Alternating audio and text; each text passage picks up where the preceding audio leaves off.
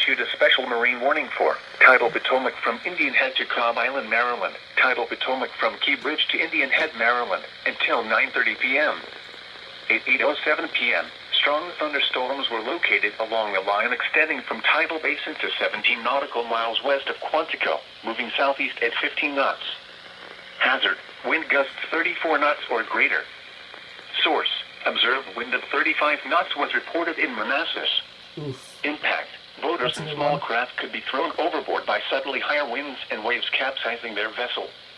Locations impacted include Reagan National Airport, Gunston Hall, Mason Neck State Park, Woodrow Wilson Bridge, Occoquan Bay, Lee Sylvania State Park, Quantico, National Harbor, Fort Washington, Fort Hunt, and Alexandria. Short-term forecast.